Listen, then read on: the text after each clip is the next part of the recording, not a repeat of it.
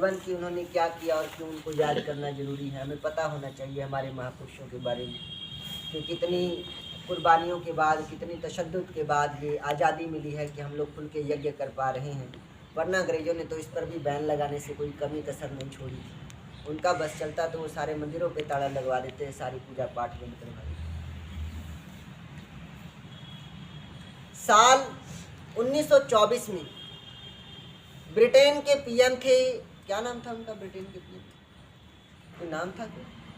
तो याद आ रहा, ब्रिटेन के पीएम का नाम 1924 में कोई नाम याद आ रहा है? मैकडोनल्ड। हाँ मैकडोनल्ड। हाँ रैमजे मैकडोनल्ड। हाँ, मैकडोनल्ड, बिल्कुल सही कहा। देखो याद है।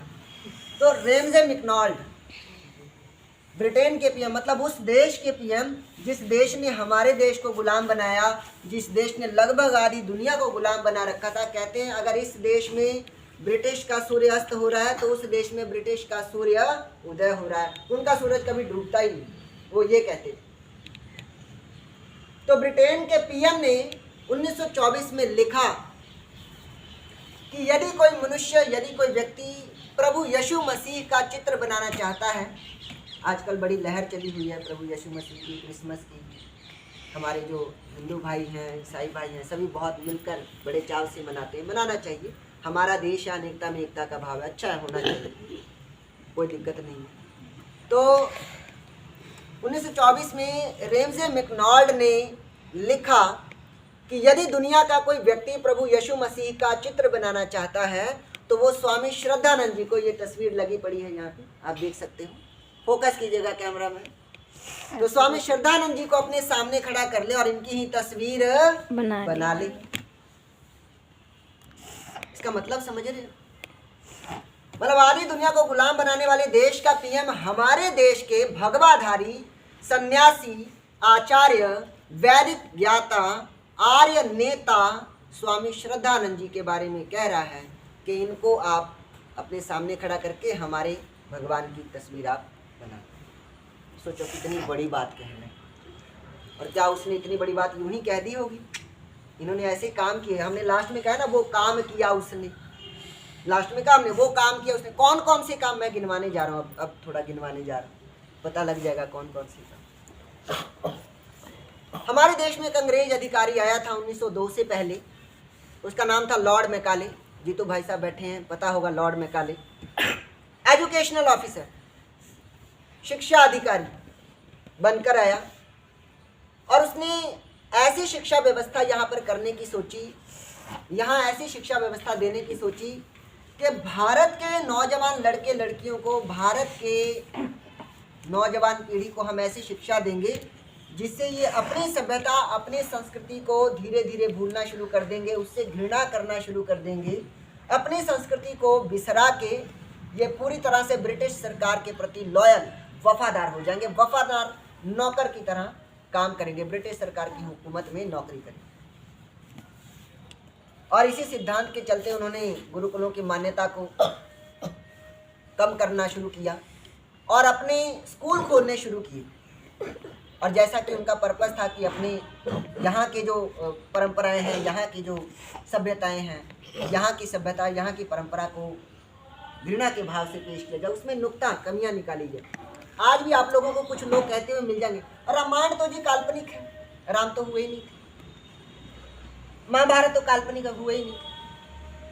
अच्छा, जो लोग कहते हैं कि रामचंद्र जी काल्पनिक हैं, वही लोग ये भी कहते हैं कि रामचंद्र जी ने एक शूद्र को इसलिए मार दिया था क्योंकि उसको वेदों के चारों मंत्र आते थे, मतलब चारों वेदों के मंत्र आते थे, उसको वेद मंत्र वेद पढ़ने आ गए थे, इसलिए राम जी ने उसको मार दिया। यानी कि उस समय शूद्रों को पढ़ने दिया नहीं जाता था, शूद्रों के साथ भेदभाव किया जाता था राम जी के ज़माने में, ऐसा ये लोग कहते हैं।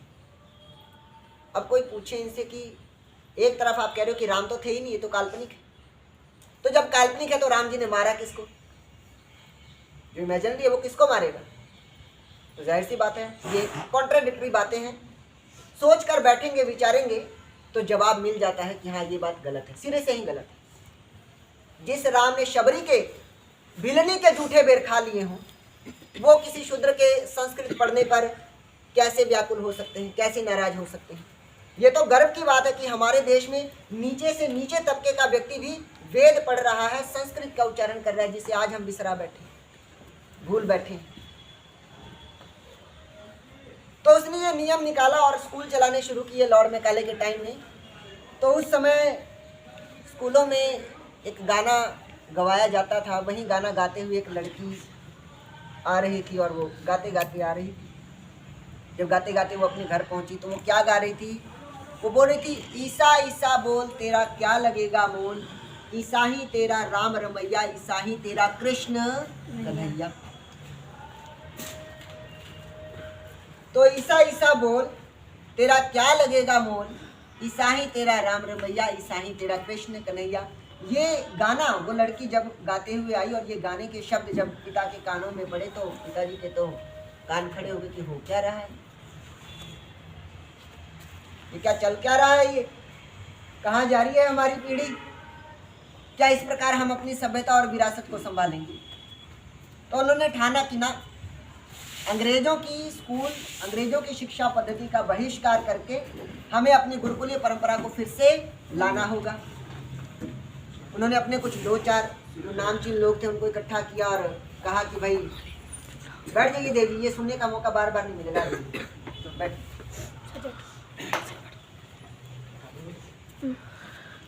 तो उन्होंने देखा कि भाई गुरुकुल खोलना पड़ेगा, तो अपने दो चार जानकारों को इकट्ठा किया और उनसे कहा कि भाई गुरुकुल स्टार्ट करना है। कहते ठीक है करो, तुम्हें जैसा मन करे वैसा करो, वैसे गुरुकुल खोलने अंग्रेज देंगे नहीं, और खोल भी लिया तो कौन उसमें अपने बच्चे पढ़ने भेजेगा।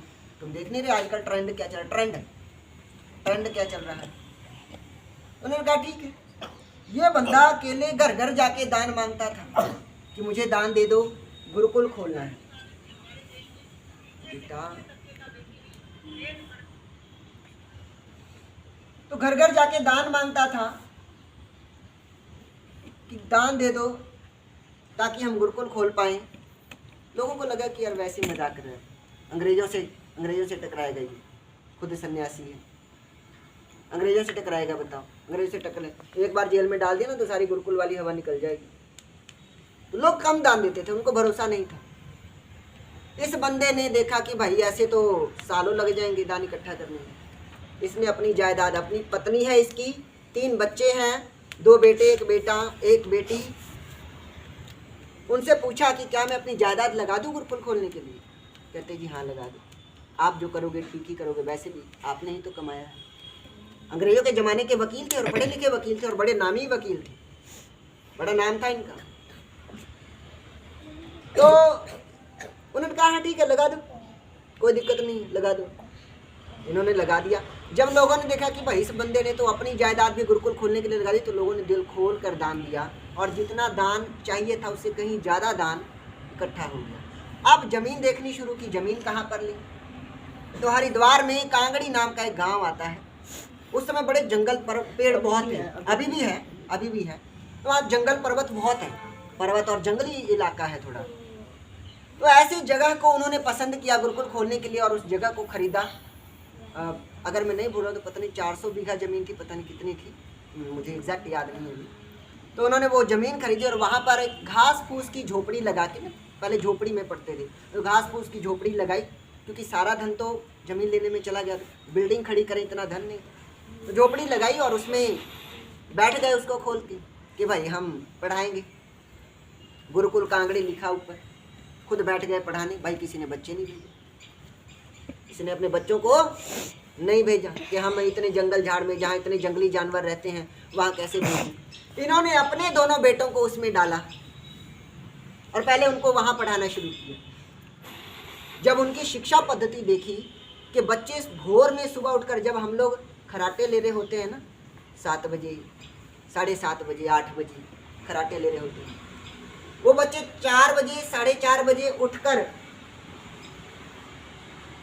योगा कर रहे हैं, व्यायाम कर रहे हैं, मलखंब कर रहे हैं। और हाँ, वहीं अग्निकुंड भी स्थापित है, उसी में वैदिक यज्ञ भी, जो आज हम मंत्र पढ़ रहे हैं ना, कभी ये स्वामी श्रद्धानंद जी पढ़ा करते। जब लोगों ने आसपास के गाँव वालों ने देखा कि भाई इतनी बढ़िया पद्धति, गाँव वालों ने भेजे अपने बच्चे। और जो संस्कार देखे गए यहाँ के गुरुकुलों वाले बच्चों में, आसपास के 4 गांव के और बच्चों ने आना शुरू कर दिया। 1 से 2 साल में जनसंख्या वहाँ की बढ़ने लगी। धीरे धीरे ये गुरुकुल इतना फेमस हुआ, यहाँ के विद्यार्थियों ने देश में जाकर, देश के कोने कोने में जहाँ भी अंग्रेजों का विरोध करना होता था वहाँ पर जाकर अपनी ऐसी परफॉर्मेंस दिखाई, इस गुरुकुल की धाक जम गई। ये जो विद्यार्थी विद्रोह कर रहे हैं, ये कौन सी गुरुकुल से पढ़े हैं? अच्छा, कांगड़ी से पढ़े हैं। वहाँ आचार्य कौन है? स्वामी श्रद्धा। अच्छा, स्वामी श्रद्धानंद के शिष्य हैं। श्रद्धानंद जी का नाम बढ़ता गया, गुरुकुल का नाम बढ़ता गया। और इन्होंने ना सिर्फ अपने ही जाति में बल्कि अपने मुस्लिम भाइयों से भी अच्छे संबंध स्थापित किए, और इतने अच्छे संबंध स्थापित किए कि 4 अप्रैल 1919, जरा डेट बोले कौन सी? 4 अप्रैल 1919। कौन सी अप्रैल? 4 अप्रैल। लच्छू जी कौन सी अप्रैल? 4 अप्रैल। थोड़ा जोर से बोलिएगा, कौन सी अप्रैल? 4। ठीक है, अप्रैल मैं बोलूँगा। तो 4 अप्रैल 1919 को दिल्ली की जामा मस्जिद के मौलवी साहब ने, कैमरा मैन फोकस कीजिएगा, दिल्ली की जामा मस्जिद के मौलवी साहब ने इनको इनवाइट किया कि आप आइए और यहाँ पर आकर हमें अपना संदेश दीजिए। दिल्ली की जामा मस्जिद की, जहाँ इतनी कट्टरता थी कि तलवारों के जोर पर धर्मांतरण हो रहे थे, धन के लालच में धर्मांतरण करवाए जा रहे थे, ऐसे समय में दिल्ली की जामा मस्जिद के मौलवी साहब इनको बुलाते हैं, इनवाइट करते हैं कि आप हमारे मस्जिद में आकर हमें उपदेश दीजिए। सोचो कैसे हैं ये। आज कोई अपने में नहीं खड़ने देता, आज कौन खड़ने देता? आप बोल के देखो। आओ जी, आओ नीचे आओ, स्टेज पे नहीं चढ़ना, नहीं आओ। ये हालात होते हैं। सोचो ये कैसे हैं। और वहां जाकर इन्होंने वेद मंत्रोच्चारण के साथ भाषण दिया, और जो तालियां बजी, जनता देखती दंग रह गई। गोरे अंग्रेज हैरान रह गए। भी एक ऐसा भी भगवाधारी हो सकता है जो इतनी कट्टरता के जमाने में, लोग कहते हैं कलयुग है, कलयुग में तो ये भाईचारा हो ही नहीं सकता। इस बंदे ने करके दिखाया, इसलिए हम गा रहे थे, उसने वो काम किए हैं, सच में किए हैं। इतनी कट्टरता में और उस जाति के सामने खड़े होना जो तुम्हारी कट्टर विरोधी मानी जाती है, और वो लोग तुम्हें इनवाइट कर रहे हो, सोचो कितनी बड़ी बात। यूं ही थोड़ी रेमजे मैकडॉनल्ड ने कह दिया कि भाई यीशु मसीह का चित्र बनाना है तो श्रद्धानंद जी। उसके बाद उसी साल 1919 में रॉलेट एक्ट पास हुआ था। अंग्रेजों ने कानून पास किया था, देव जी जानते होंगे, रॉलेट एक्ट पास हुआ था। और रॉलेट एक्ट क्या कहता था कि भाई अगर आप पर हमें शक है कि आप किसी देश विरोधी गतिविधि में शामिल हो तो आपको उठा के जेल में डाल देंगे। नो वारंट, कोई सिफारिश नहीं, कोई अपील नहीं, कोई दलील नहीं, बस सीधा उठा के जेल में डाल। तो ऐसे तो आप किसी को भी उठा के जेल में डाल सकते। देश के लोगों ने विरोध किया, जलियांवाले बाग में लोग इकट्ठे हुए तो जनरल डायर ने गोलियां चलवा दी, 1000 के करीब लोग मारे। उस समय देश में हिंदुओं के लिए सबसे बड़ी, हिंदुओं नहीं, भारत देश के लिए, मैं हिंदू नहीं कहूँगा, भारत देश के लिए, भारतीयों के लिए सबसे बेस्ट पार्टी थी कांग्रेस पार्टी। उसी का नाम चलता था। कांग्रेस पार्टी का अधिवेशन करने के लिए कोई रेडी नहीं था, इतनी दहशत हो गई थी पंजाब में। अंग्रेजी सरकार की इतनी दहशत हो गई थी कि कोई भी रेडी नहीं था इसका अधिवेशन कराने के लिए। स्वामी श्रद्धानंद जी आगे आए और इन्होंने कहा कि मैं अधिवेशन करूंगा, मैं अध्यक्षता करूंगा इस कांग्रेस पार्टी की। कांग्रेस पार्टी की अध्यक्षता का पद संभाला इन्होंने और एक विशाल रैली निकाली। जब विशाल रैली निकाली तो अंग्रेज अधिकारी बंदूक की जो संगीनें होती हैं, आगे वाला पहला वो बर्छा होता है ना, चाकू सा लगा होता है बंदूक के आगे, देखा होगा पुराने ज़माने में। तो चाकू वाली जो संगीनें होती हैं वो संगीनें तान दी इनकी तरफ, इनकी जो भीड़ आ रही थी उसकी तरफ बंदूकें तान के खड़े हो गए और कहते हैं कि हम आपको आगे नहीं जाने देंगे, ये जो विरोध हो रहा है ये गलत विरोध हो रहा है, आप इसको वापस ले जाओ, नहीं तो हम गोलियाँ चला देंगे। स्वामी श्रद्धानंद जी ऊपर से ऐसी चादर लेके, आप देख रहे हो एक चादर ही ओढ़ी हुई है, चादर ओढ़ी हुई है, तो यही चादर ओढ़ी हुई थी उस समय भी। ये बंदूक की संगीन के सामने गए और अपनी छाती से वो कपड़ा हटाया और बंदूक की संगीन को पकड़ के छाती पे लगा दिया, कह रहे मार यहाँ गोली, कह रहे पहली गोली यहाँ मार तू, मैं तैयार हूँ देश के लिए मरने के लिए, तू मार गोली, चला। बीवी बच्चे हैं, घर परिवार है, सब कुछ है, ये बंदा देश के लिए मरने के लिए तैयार है। और हाँ देव जी, ये भी चिंता नहीं कि मरने के बाद कोई पेंशन देगा या नहीं। आज हमें बड़ी चिंता होती है हमारे भविष्य का क्या होगा। LIC हम करवाते हैं, पेंशन के लिए हम चिंता होती है, बुढ़ापा पेंशन भी लगवाते हैं, वृद्धा पेंशन भी लगता है, न जाने कितनी तरह की सुविधाएं आज सरकार दे। उस समय कौन देता था? तो इस तरह जब इन्होंने ऐसी वीरता दिखाई, निर्भीकता दिखाई, अंग्रेज अधिकारी को डर हो गया कि भाई अगर इसको एक गोली लगी तो पीछे वाली हजारों की सेना, हजारों की जो भीड़ खड़ी है वो हमारे सैनिकों 40-50 तो होंगे, कहीं इनको तो कुचल के निकल ले, भाई तू जा पंगे ना लेने देते। तो इस तरह वहाँ से वो रैली सफलतापूर्वक आगे बढ़ गई। लेकिन आगे चलकर गांधी जी के कुछ विचारों से इनका मतभेद हो गया, तो फिर इन्होंने कांग्रेस पार्टी छोड़ दी। वो होना ही था। नेताजी सुभाष चंद्र बोस का भी मतभेद हो गया था, इनका भी मतभेद हो गया था, उन्होंने कांग्रेस पार्टी छोड़ दी। उसके बाद अगली हम जानकारी दे रहे हैं, साल 1922 का आता है। साल 1922 में बैठिए, साल 1922 में पंजाब में गुरु का बाग सत्याग्रह हुआ था। उस गुरु का बाग सत्याग्रह में अंग्रेजों की तो नीति होती है डिवाइड एंड रूल। भगवान कहाँ है? डिवाइड एंड भगवान के कहाँ रखे हो? वो हमारे हृदय में आंटी। नहीं, एक भगवान भी लाना चाहिए। एक वो तो है ही, एक तो हम कैसे ला सकते हैं उनको? लाइए, धन्यवाद। बैठी। तो गुरु का बाग सत्याग्रह हुआ। अंग्रेजों की नीति थी कि सिखों को हिंदुओं को लड़ाओ, हिंदुओं और मुसलमानों को आपस में लड़ाओ। ये भारतीय जितना आपस में लड़ते रहेंगे ना, उतनी ज़्यादा दिनों तक हम शासन करते रहेंगे। ये भगवाधारी होकर ये खड़े हुए और उन्होंने उस समय में गुरु का बाग सत्याग्रह के लिए, सिख भाइयों के इस आंदोलन के लिए पूरा आश्वासन दिया कि हम आपके साथ हैं, जहाँ जितनी जरूरत पड़ेगी हम आपके साथ हैं। और ये सिर्फ आश्वासन नहीं दिया, एक होता है भरोसा दिलाना, कि बोल के छोड़ दिया, बोल के नहीं छोड़ा। जिसको सफल कराने के लिए इन्हें जेल भी जाना पड़ा, ये गए। और याद दिला दूं, नॉर्मल जेल में नहीं, एक जो लोहे का पिंजरा होता है ना, जिसमें बंदा सीधे नहीं खड़ा हो सकता। बंदा अगर एक दिन सीधा खड़ा ना हो तो उसकी हालत क्या हो जाती है सोचिए, शरीर अकड़ जाएगा। इस बंदे को डाल के रखा गया ऐसे लोहे के पिंजरे में। उनको लगा कि शायद इससे इनकी हिम्मत टूट जाएगी। ये कहाँ टूटने वाले थे, ये कहाँ टूटने वाले थे? पता नहीं समय पर खाना भी मिला हुआ कि नहीं, चाय किसी ने पूछी होगी कि नहीं, पानी भी किसी ने पिलाया होगा कि नहीं, पता नहीं। लेकिन सारी चिंताओं का त्याग करके देश के लिए ये जेल में गए, उस पिंजरे में कैद हुए, सारे दुख झेले। और ये जब रिहा हुए तो सिख भाई इतने खुश हुए कि साल 1922 में गोल्डन टेम्पल, स्वर्ण मंदिर के अकाल तख्त साहब पर सिख भाइयों ने इनको इनवाइट किया कि आप यहाँ पर आकर हमें अपना संदेश दें।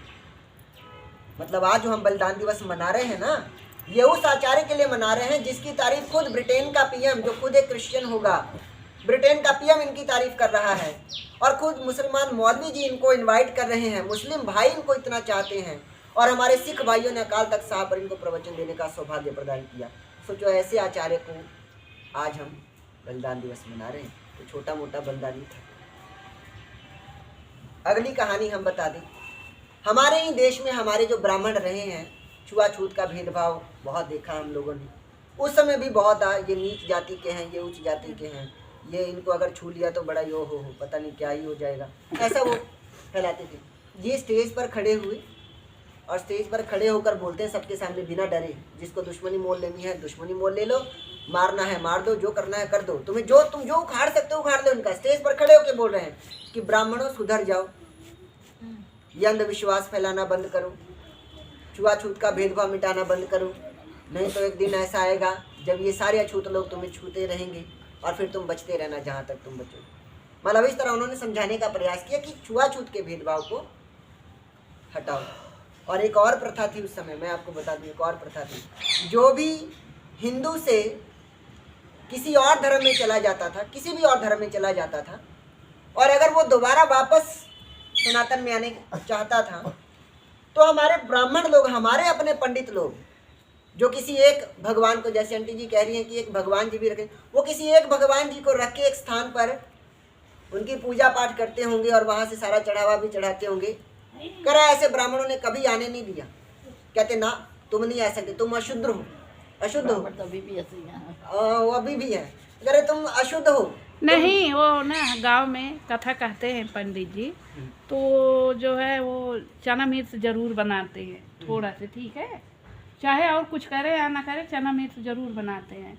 तो उसमें भगवान को नहलाते हैं, नहा के फिर पूजा करते हैं। इतना करते हो, इतना और किया करो तो बहुत अच्छा जो हो। इस कण-कण में विराजमान है, हाँ वो उसको तो मैं पता कहाँ है, से नहलाऊं वो बताओ। तो मुझे पता है, लेकिन वही चना मिर्च तो सबको जाता है, वही चना आंटी जी मिर्च चाय पत्ती करी लेना। लाई नहीं अभी तक। पॉज चना मिर्च मंगा दिया करो ऑन करो, ठीक है। पंडित तो प्रसाद दे दो, प्रसाद दे दो। सनी आया था क्या हाँ, जितेंद्र आया? थोड़ा सा फोकस करेंगे और समय। तो उस समय क्या होता था, जो किसी और धर्म में चला जाता था पुनः उसको वापस आने की अनुमति नहीं देते थे। तो स्वामी श्रद्धानंद जी, लिया दे। तो स्वामी श्रद्धानंद जी स्टेज पर खड़े हुए और भरी भीड़ में जनता के सामने इन्होंने कहा कि जो भी हमारे करोड़ों भाई बहन हैं जिनके हृदय आज टूटे हुए हैं, जो पुनः अपनी इच्छा से वापस सनातन धर्म में आना चाहते हैं, तो हम उन्हें शुद्ध करके फिर से सनातन वैदिक धर्म में फिर से उनका स्वागत करते हैं, वो फिर से आ सकते हैं। इनके इस उद्घोष के बाद तो लोग लाइन बनाकर आने लग गए। विरोधियों ने रोकने का बड़ा प्रयास किया, लेकिन ये जहाँ से चलते थे वहाँ से ये शुद्धि का आंदोलन शुरू हो जाता था। इसलिए आज हमने गाया था कि हर दिल लहराया था। देखिए यहाँ पर आया होगा, हर दिल लहराया था जिस वक्त शुद्धि का यहाँ बिगुल बजाया था। मतलब लोगों की खुशी का ठिकाना नहीं रहा जब उन्हें पता चला कि हम फिर से सनातन में आ सकते हैं। चाय पी लो। नहीं चाय दे दो। पीला तो चाय पी लो। ना ना इसको डकलिंग में कर देना। थोड़ी ना चिपकने जाएगी है बेचारी। कर दो, ऑन कर दो। तुम्हारे ये अपने पापा पे तो इस प्रकार इन्होंने अपने सभी कार्यों से इस देश के लिए, समाज के लिए अपना सब कुछ न्यौछावर किया। आज जिस माहौल में हम लोग देख रहे हैं, आज जिस हालात में हमारे देश की व्यवस्था जा रही है, धर्मनिरपेक्षता का जोर है। और मैं समझता हूँ कि स्वामी श्रद्धानंद जी ने जिस प्रकार की धर्मनिरपेक्षता दिखाई है, श्रद्धानंद जी ने जिस प्रकार की धर्मनिरपेक्षता दिखाई है कि हर समाज का, हर धर्म का व्यक्ति इनको सम्मान दे रहा है, मुझे लगता है कि ये वास्तविक धर्मनिरपेक्षता है। और ऐसी ही धर्मनिरपेक्षता हमारे देश में होनी चाहिए और ऐसी ही धर्मनिरपेक्षता की ज़रूरत हमारे देश को है।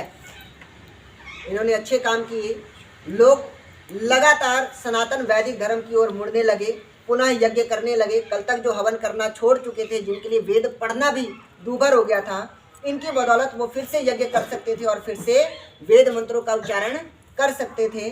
लेकिन ये बात देखकर कुछ कट्टरपंथियों को बहुत ही खल गया और इतना खला कि उन्होंने इनको जान से ही मारने का प्लान रच दिया, सारा षड्यंत्र रच दिया। और उस षड्यंत्र के तहत 23 दिसंबर 1926 को 23 दिसंबर 1926 को एक कट्टरपंथी मुसलमान जिसका नाम था अब्दुल रशीद नाम का वो मुसलमान कट्टरपंथी अपनी कब्र में बंदूक बांध के ले गया।